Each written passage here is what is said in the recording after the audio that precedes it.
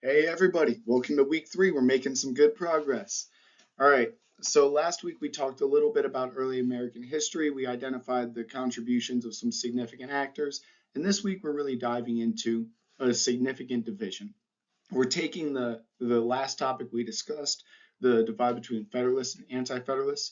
We're discussing why they are not a political divide and they're not a representative of a political party system in the United States. We're going to talk about the first political party system in the United States between the Democratic Republicans and the Federalists. And we're going to talk about a concept of factions in early American history and how that's progressed to contemporary politics. Although we will not be spending too much time on contemporary politics today regarding the issue of factions, but we'll go into that later on in the semester.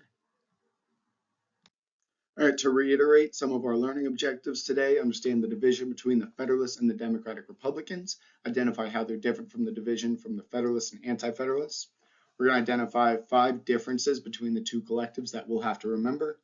We're going to interpret the impact of 2 important elections, 1796 and 1800, that operated in ways that you would not have predicted off the top of your head. Very fascinating time in our history. We're going to describe the impact of the 12th Amendment, which originated from the issues identified in these 2 elections. And then we're going to identify the definition for 2 key terms, party realignment and party de-alignment.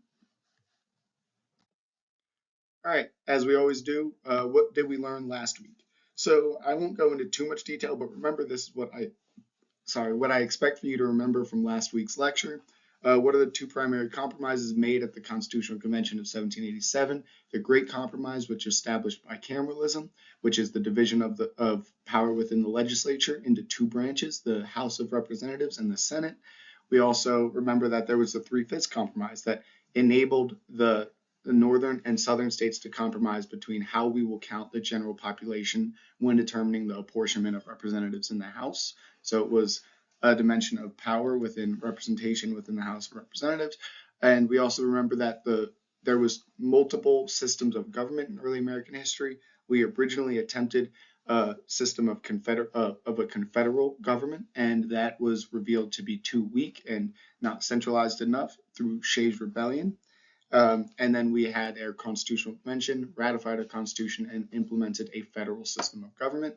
And we also remember the term pluralism, the coexistence of multiple groups vying for power within a single system of government.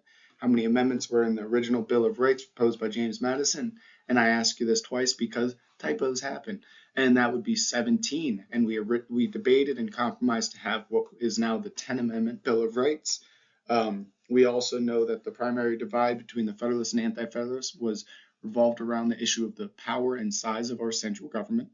Remember, John Jay, Alexander Hamilton, and James Madison all contributed to writing the Federalist Papers.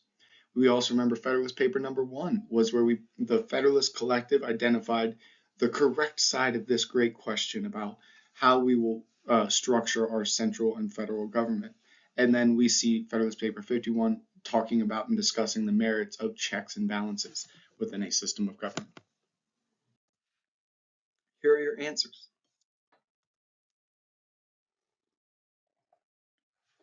So this is something I've mentioned a couple times already.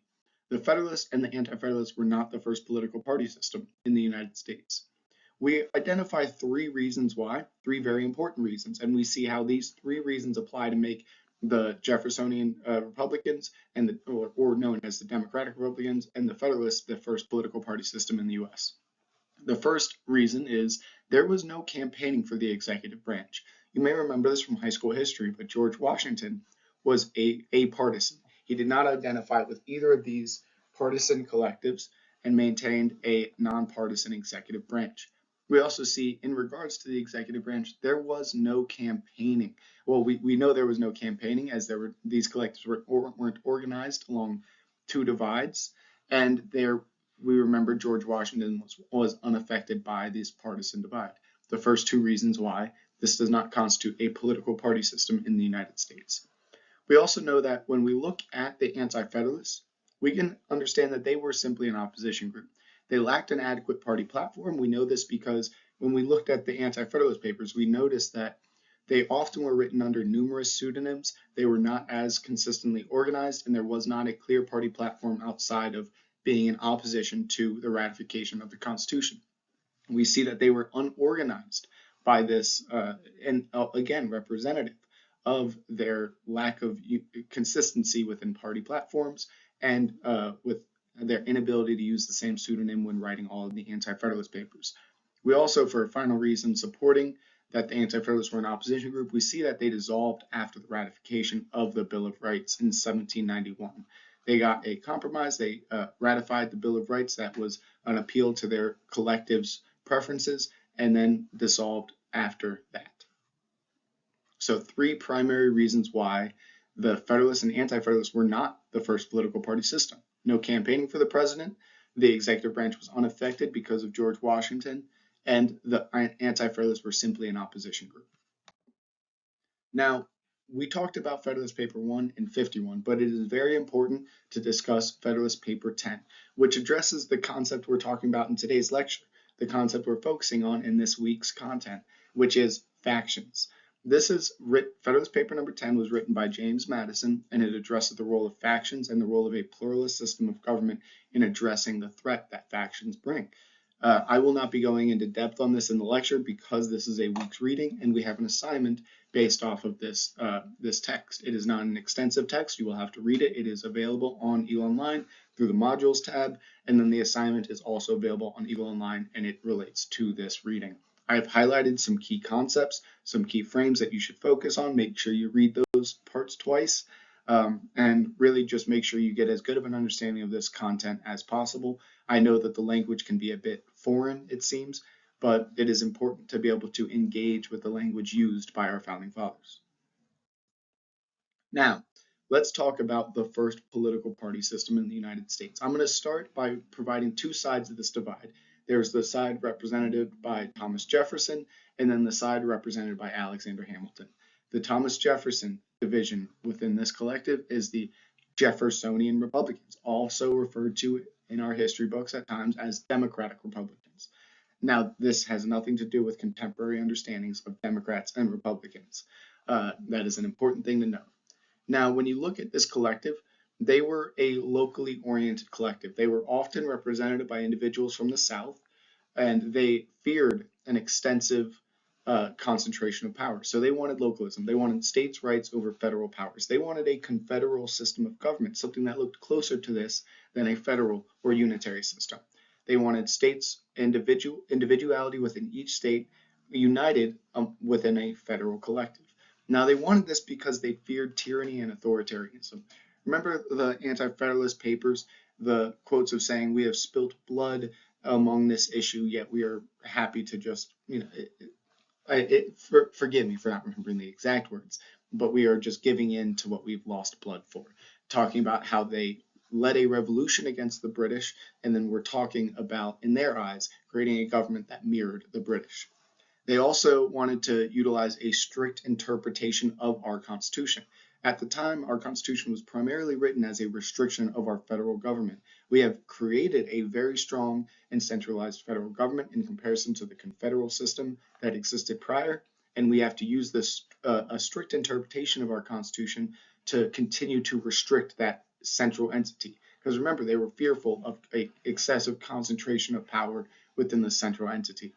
And when it comes to building a nation, we understand there are ways you create a founding text, you interpret that text, it focuses on the power and role of government, but we also have to acknowledge what we do with the economy. And Jeffersonian Republicans had a laissez-faire approach when it comes to the economy. Laissez-faire means hands off. They believed in free market capitalism. They wanted to have the markets manage themselves through price and competition. We also see that when we expanded beyond the market, we talked about how we will relate and engage with international entities. We see that the Democratic Republicans, Jeffersonian Republicans, favored a Francophile approach. They favored relations with the French. At the time, remember, the French were going through a very similar revolution, a bit bloodier, some could say, the history books would argue, as we've seen the famous photos, paintings of the kings being beheaded in the street.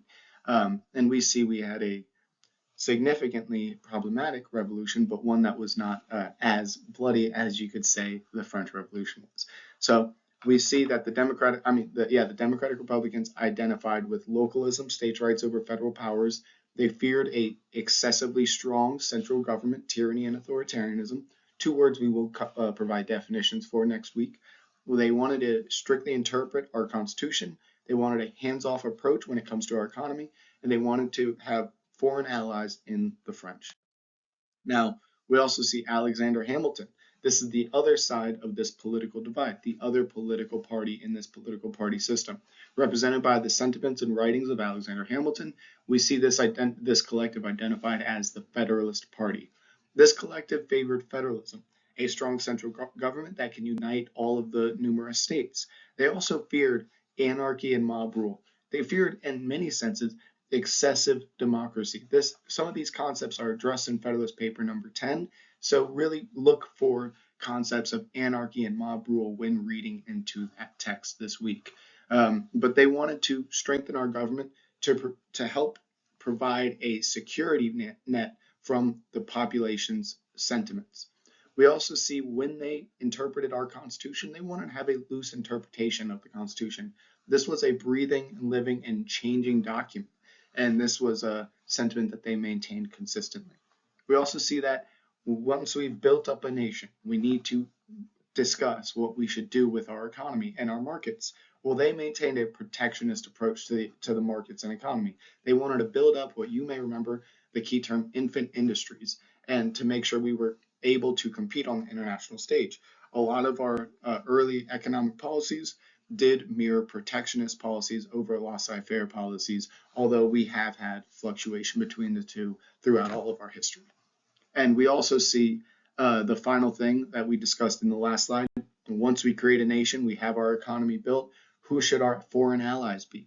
Well, the Federalist Collective wants the foreign allies to be the British. Although we just led a revolution against this collective, they are the dominating world power, and it is in our best interest to align with this collective. So the supporting cast, I won't ask you too many detailed questions, but as we continue on with these lectures, you will see these individuals' names come up. It is important to remember John Adams also represents the Federalist Collective. He also became our second United States president, vice president under George Washington, and really represents a lot of the divisions in early American history, as some of his policy initiatives caught some noteworthy critiques among other founding fathers. We also remember one thing that we will be asked on our quiz: what did he contribute to early American history? Well, he represented the British soldiers in court after the Boston Massacre, representing restraint and a fair and equal court procedures within this new system of government. We also see James Madison supporting the Jeffersonian Republicans, the Democratic Republicans, although he was an individual that wrote numerous of the Federalist Papers when there was a previous divide between the Federalists and Anti-Federalists. He also helped introduce bicameralism, and through our Constitutional Convention of 1787, he was Thomas Jefferson's Secretary of State and also became our fourth U.S. president. Just some background on these significant supporting cast actors, and we will go in more detail on these individuals in the past. And remember some of the things we already went into detail on regarding John Adams in last week's lecture, especially the point being that he represented the British soldiers in court after the Boston Massacre. So how do these two collectives represent a political party system when the last two did not? Why are the Democratic Republicans and the Federalists a political party system, and the Federalists and the Anti-Federalists are not? Well, first, they did establish the president that representatives will campaign for the office of president, and they will represent interest among these divide within two different collectives. So there was campaigning for president along party lines for the first time, gradually beginning, but we see these practices come into place around the 1796, 1800 elections and the following elections thereafter. We also see that partisanship entered the executive branch. After George Washington's farewell address, we will never see another president not maintain a partisan identity. So this established a partisan in party and out of party, in government and out of party and out of government parties. Apologies, a little mix up on my words. And we see finally, both collectives had consistent party policy agendas. We see that there were cross-cutting interests that aligned with contrasting collectives. So we had individuals, and I won't be strict on that term, but we see individuals within both collectives maintained consistent party platform and numerous policies aligning within these two collectives. We identified 5 generalized character traits among individuals within each party and see that they were generally applied across the board when you talk about individuals within the parties. So we have our first political party system. Let's look at the two elections that revealed this progression into establishing a political party system. We have the election of 1796. In this election, we had 2 precedents set. We have, for one, the president will only reside in 2 terms, and there will be a 2-term limit, not established within our Constitution yet, not established in statutory law, but through precedent because of the actions established by George Washington. We also have established that we will be campaigning for the presidency. Now, this election did result in the incentivization to create the 12th Amendment, as we had a very interesting result. Now, let me rewind a bit and tell you how this election was operated at this time. We see that in 1796, we did not have a presidential ballot like we do today.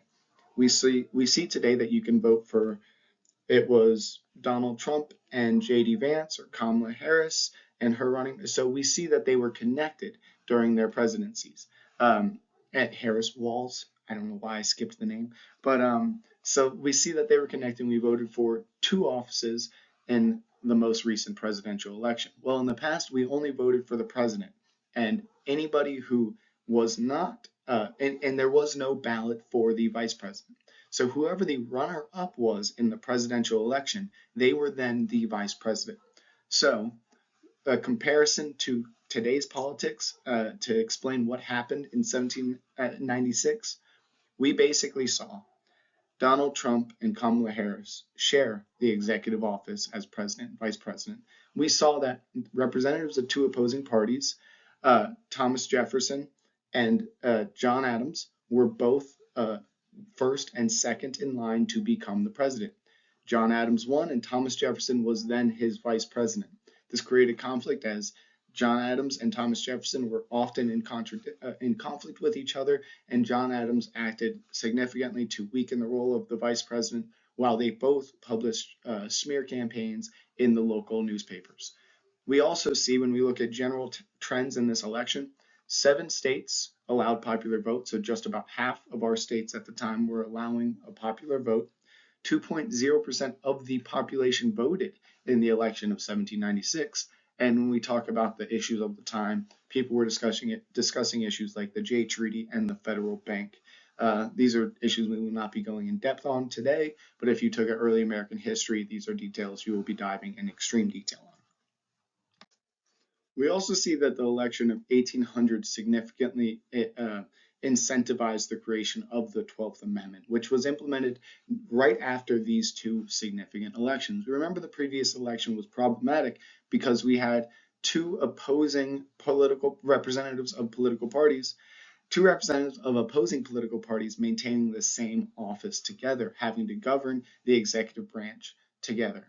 And this revealed in numerous problems, and we had a difficulty in governing through the executive branch. But this was not the only issue that this time would identify.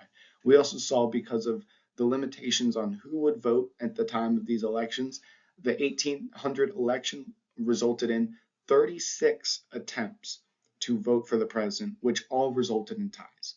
We had a tie between Thomas Jefferson and Aaron Burr. John Adams had lost his praise within the national party system due to a couple policy initiatives, especially the Alien and Sedition Act and numerous others that were not generally favored by the voting population. But we also see, that's why we see Thomas Jefferson and Aaron Burr being the main candidates for the presidency. But it took 36 ballots to finally have a winner of this election, and this winner was indeed Thomas Jefferson.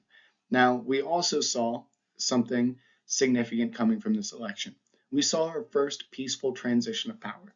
And I think this is noteworthy because we had an election, our 3rd transition of power in American history. And John Adams had a significant nemesis within the federal government, and it was Thomas Jefferson. John Adams had the power of the office. He had the ability to lean into a newly formed government that didn't have clear and established precedent on how procedures would operate. This was a time of significant political conflict. You see in France, there were beheadings in the streets during transitions of power. And today, at this time, we saw John Adams peacefully, after 36 ties within the voting population, peacefully transition power into the hands of his partisan nemesis of the time, Thomas Jefferson. So he had a first peaceful transition of power between opposing political parties, which established an important precedent for the rest of U.S. history. Now, I talked about the 12th Amendment a couple times, but what did the 12th Amendment do? Well, we'll have to remember that it changed the way we vote for the president and vice president. Simply put, president and vice president are now to be voted on separate ballots instead of the runner-up for presidency being the vice president. So that was the one main change. And then we established a rule. If there is a tie when voting for the president, we know who will break that tie. The House of Representatives. Remember bicameralism, division within the legislature. There was the one collective, the House of Representatives. Well, the House will vote for the president if there's a tie within the Electoral College. And at the time, they said if there was a tie among the electors. We today refer to this as, generally speaking, the Electoral College. And the 12th Amendment says, quote, "The electors shall meet in their respective states and vote by ballots for president and vice president. They shall name in their ballots the person voted for as president and distinct ballots the person voted for as vice president." So they specified we will be voting for these two offices on two separate ballots. And we also have to remember that it determined that the House of Representatives will break any tie for the president. Now, we talked about some concepts today, referred to as factions, especially when you read in front of this paper number 10, that is the title given to this concept of dividing groups in a pluralist system of government. Well, we also want to talk about this in contemporary language. Contemporary politics refers to this trend as political polarization. Now, when I teach this class in person, I ask the class these two questions and I engage with them. We have a little back and forth and there's a bit of an open discussion. We can't really do that in this lecture, so that's why we have our discussion posts. But I want to provide a key term here, bipartisanship. You've heard this in the news, you've heard this referred to multiple times. Well, let's get a concrete and confident definition for this term.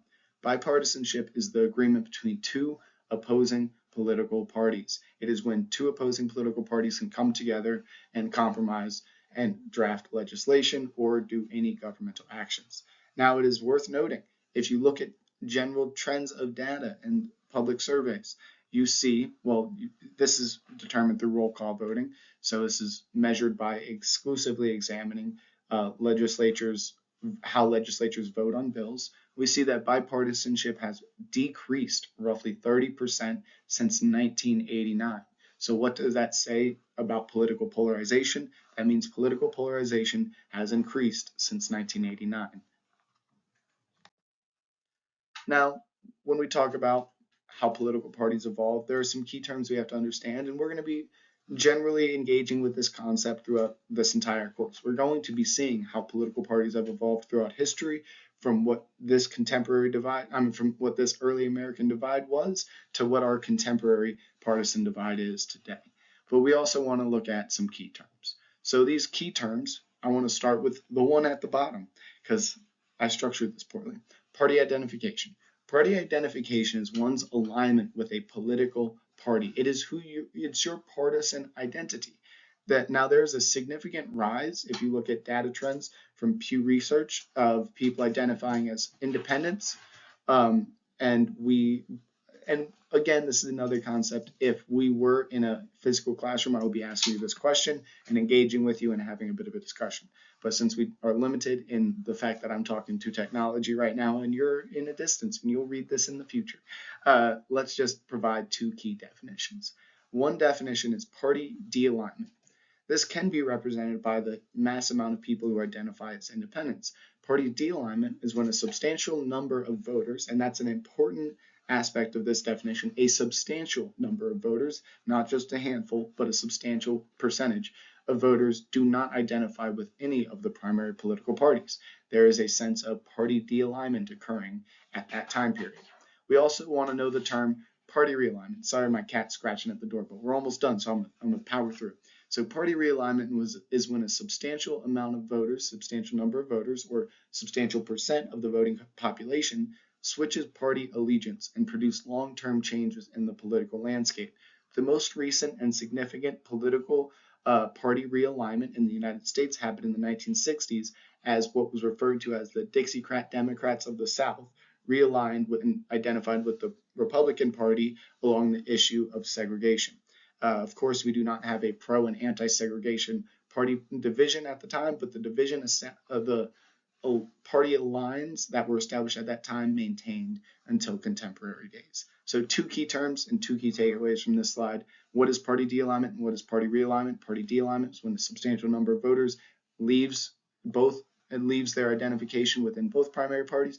Party realignment is when a substantial number of voters switch party allegiance to the opposing political party. Now here are what did we learn slides. Again, I will be presenting these, but I will not be going in detail on them. I'll discuss them briefly next week, but this is the primary point you should be studying, and your answers are right here. Now let's look at what's due this week. So make sure you remember we have our first actual assignment due this week. Your worksheet on Federalist paper number 10. This is based off of completion, so another chance to boost that grade a good amount. I want to hear what you think, and I will not be too heavily critical on what you believe and what you answer for those questions, but make sure you get it turned in on time. Also remember, you have to provide 3 responses to the discussion thread. We're restarting. This is a new prompt, and I need you to engage with it. If you have any questions, reach out to me. Now go through your readings. Federalist paper number 10 is one of your readings. Please make sure you go through them. Also, study the What Did We Learn slides from week 1 till today. We have a quiz next week, and we'll be primarily focusing on the What Did We Learn slides. The questions will likely come directly from those PowerPoint slides. Reach out if you have any questions. It's always great talking to you guys, and I can't wait for another week of thriving in government. Thank you.